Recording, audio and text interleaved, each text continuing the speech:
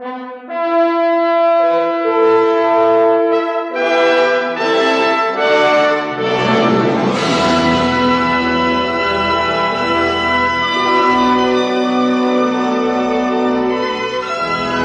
queridos amantes da Bíblia Sagrada, meu nome é Tércio Gomes e inicia-se o primeiro vídeo de uma série de vídeos desvendando o Êxodo. Lembrando aos companheiros que esse material que eu vou citar aqui é um material nosso, escrevemos, em breve estará um comentário bíblico exegético, versículo por versículo, do livro do Êxodo. Vamos começar? Êxodo, capítulo 1, versículo 1. Este, pois, são o nome dos filhos de Israel, que entraram no Egito com Jacó, cada um com a sua casa, cada um com a sua família. O livro do Êxodo é citado 120 vezes nas Escrituras, além do próprio livro em si. Eu não posso começar a saga do Êxodo sem começar pela primícia que deu início a essa fantástica história. A família de Jacó com seus 12 filhos. Dentre eles, um que se tornou célebre, José. A história de José do Egito é uma das sagas mais belas de todos os tempos. Um jovem sonhador que tinha planos e ideais e que foi traído e humilhado e acusado de algo que ele não havia cometido, mas, finalmente, colocado entre os mais poderosos homens do seu tempo. Poderia ser a história de cada um de nós. O que estaria passando pela cabeça de José enquanto seguia acorrentado para o Egito? Muita coisa, imagino. Medo, apreensão, vontade de morrer e o pior de tudo, sensação de abandono. De suas tragédias e vitórias, aprendemos que quando alguém nos joga no fundo do poço, não se preocupe, a caravana de Deus está a caminho. Segundo o arqueólogo doutor Rodrigo Silva, em seu livro Escavando a Verdade, se colocarmos uma cronologia que coloque Abraão em torno de 1800 anos antes de Cristo, a vida de José foi iniciada por esta cronologia, no período em que os Hicsos dominaram a terra do Egito. Os Hicsos eram um grupo semita como os hebreus, que invadiram a terra do Egito, dominando por mais de 100 anos. Alguns pensam que o seu apogeu se deu através da guerra, outros através de uma invasão pacífica que foi tomando espaço entre os administradores de sangue egípcio. Eles já haviam se infiltrado e se estabelecido na terra do Nilo há muito tempo. Eram os mesmos que haviam penetrado o leste do delta, 11ª dinastia, 3 séculos e meio antes, e que haviam sido expulsos por Amenarrete no começo da 12ª dinastia, mas que agora retornavam com mais força, transformando Gósen em sua capital. Pertenciam a diversas raças. Alguns eram sírios, outros beduínos, árabes, e a maior parte deles havia vivido durante séculos no limite meridional da Palestina, ao leste do delta Egito. É provável que algum dentre os Hicsos tenham sido ancestrais da nação judaica. Muitos dos seus chefes eram sheiks de tribo no deserto, como foram Abraão e Jacó. Eram também proprietários de grandes rebanhos de carneiro e de gado que chegaram até o Egito em busca de pastagem. Descobertas arqueológicas mostram que um pouco mais tarde, durante a 13ª dinastia, de 1783 até volta de 1640 a.C., um grande número de asiáticos realmente entrou no Egito, e ali se estabeleceram às margens do delta oriental, nas proximidades da cidade de Heliópolis. Mas foi ali que eles conservaram a sua própria cultura, e foi entre a população local que os comandantes Hicsos recrutaram os seus soldados. Mabri-Seche, segundo alguns egiptólogos, poderia ter sido o faraó da época de José. Ele ou seu filho teriam conhecido pessoalmente a José do Egito. Entre prisões e acusações, e interpretações de sonho, o Todo-Poderoso levanta José e o tira do cárcere e coloca diante do faraó Ixo, Mabri-Seshi, que lhe conta o seu sonho e que o perturbou no seu leito. José, com a graça de Deus, interpreta o sonho de Faraó e, diante do soberano do Egito, rende graças ao Senhor e desfere toda a honra a Deus, o Todo-Poderoso. É o que nos diz o livro de Gênesis, no capítulo 41, versículo 16, que passo a ler. E respondeu José a Faraó, dizendo: isto não está em mim.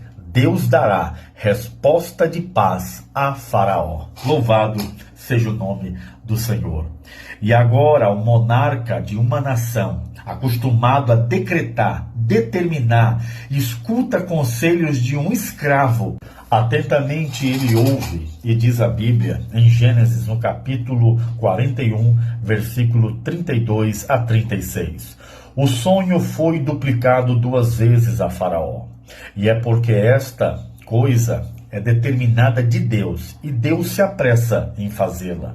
Portanto, Faraó, se aprove agora de um varão, entendido, sábio, e o ponha sobre a terra do Egito. Faça isso, Faraó, e ponha governante sobre a terra, e tome a 5ª parte da terra do Egito nos 7 anos de fartura, e ajuntem toda a comida destes bons anos que vêm, e amontoem trigo debaixo da mão de Faraó, para que mantimento haja na cidade, e o guardem. Assim será mantido para o provimento da cidade, para os 7 anos de fome que haverá na terra do Egito, para que a terra não pereça de fome. Aleluia! Assume diante de toda a corte do Egito que em toda a sua vida ele nunca ouviu conselho tão sábio como esse. E diz os versículos 41, 37 e 38. A palavra foi boa aos olhos de Faraó e aos olhos de todos os seus servos. E disse Faraó aos seus servos: acharíamos um varão como este que haja o espírito do Deus vivo? Em poucas palavras, este jovem hebreu mudou o futuro do Egito, livrando a nação de uma tragédia sem precedentes. Agora, o faraó Ixo, Mabri-Seshi, o eleva de escravo prisioneiro a um cargo nunca antes existente, governador do Egito, e muda o seu nome de José para Zafanate e Paneia. É o que nos diz Gênesis capítulo 41, 39 a 45. Para os que falavam hebraico, a pronúncia do nome significava revelador de coisas ocultas.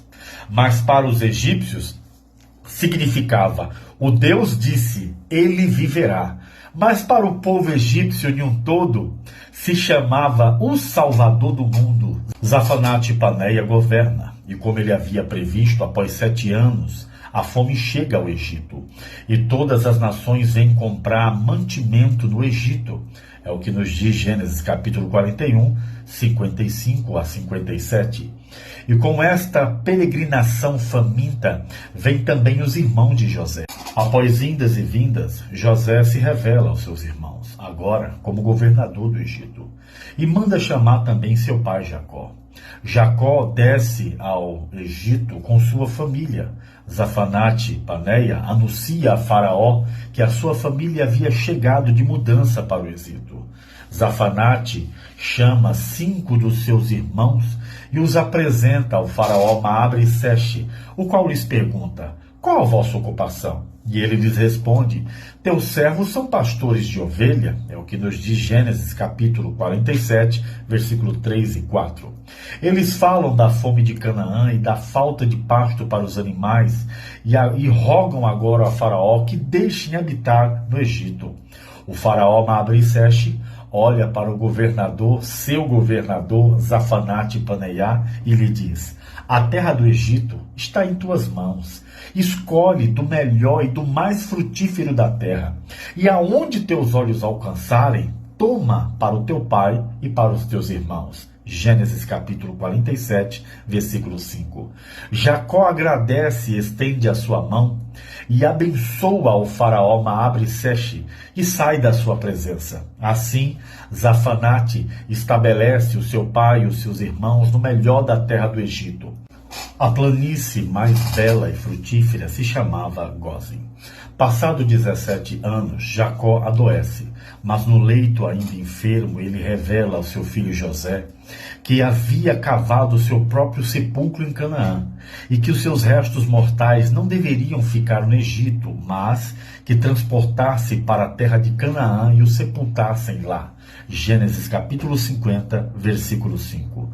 Passado alguns anos, Zafanate-Paneá adoece e com 110 anos de idade, no seu leito de morte, dando os seus últimos suspiros, diz a seus irmãos: eu morro aqui, mas Deus certamente vos visitará e vos fará subir desta terra para uma terra que jurou a Abraão, a Isaque e a Jacó.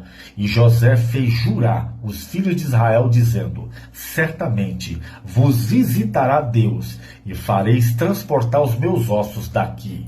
Gênesis capítulo 50, versículos 24 e 25. Passado alguns anos, toda aquela geração com os irmãos de José morrem. Os seus descendentes israelitas frutificaram e aumentaram em grande número, e uma multidão sem precedente toma conta da terra de Gósen. Os descendentes do faraó Ixo, Maabre-Seche, foram invadidos e expulsos do Egito, e um novo faraó, egípcio, não hebreu, tomou posse da terra do Egito.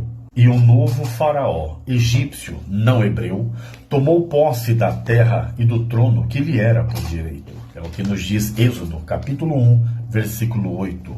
Depois levantou-se um novo faraó sobre o Egito, que não conhecera a José.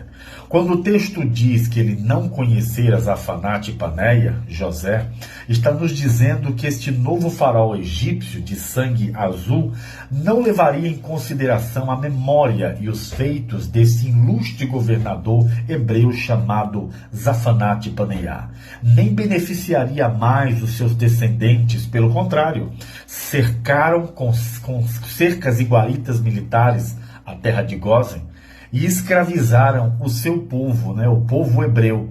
É o que nos diz Gênesis capítulo 1, versículo de 11 a 14. Cercaram com centenas de guaritas militares a terra de Gósen, escravizando o povo hebreu.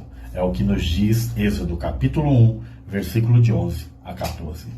Muito obrigado por assistir esta primeira aula introdutória do livro de Êxodo. Até a próxima!